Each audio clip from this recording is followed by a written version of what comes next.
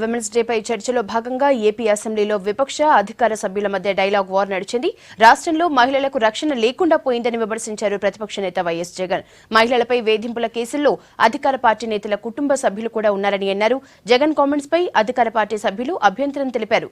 Women's day రోజు కూడా విపక్ష నేత గౌరవం లేకుండా వ్యవహరిస్తున్నారని కౌంటర్ ఇచ్చారు. జగన్ పై ఎదురుదాడికి దిగారు. రిషితేశ్వరి అని ఒక విద్యార్థి అధ్యక్ష నాగార్జున విశ్వవిద్యాలయంలో ఆర్కిటెక్చర్ కళాశాలలో చదువుతున్న ఈ విద్యార్థిని కామాంధులు, అధికార పార్టీకి చెందిన కామాంధులు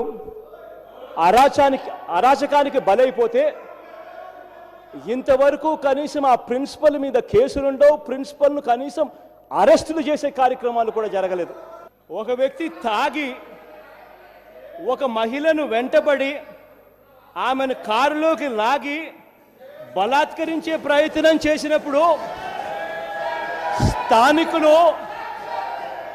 స్థానికులు ఆ వ్యక్తిని పట్టుకొని చితకబాది పోలీస్ స్టేషన్లోకి అప్పచెప్తే ఆ వ్యక్తి నాన్న మంత్రిగా ఇక్కడ కొనసాగుతా ఉన్నారు అని అంటే ఆ స్త్రీ మీద ఎవరైనా కానీ, నా కుమారుడే కదని ఎవరైనా కానీ అధ్యక్ష, ఏదైనా అలాంటి చర్య చేస్తే ఎలాంటి శిక్ష విధించడానికైనా నేను ముందుంటానని చెప్పేసి ఇప్పటికే నేను చెప్పడం అధ్యక్ష. నా కుమారుడిని నేనే స్వయంగా తీసుకెళ్లి అప్పచెప్పాను అధ్యక్ష. ఆ విషయం ప్రతిపక్ష నాయకుడు గమనించాలి.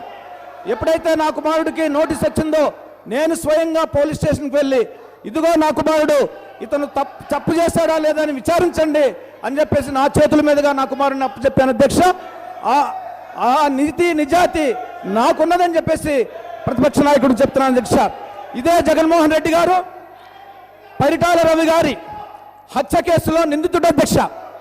సూట్ కేసు బాంబుతోటి పరిటాల రవి గారిని హత్య చేసినప్పుడు ఈ ప్రతిపక్ష నాయకుడు నిందితుడు.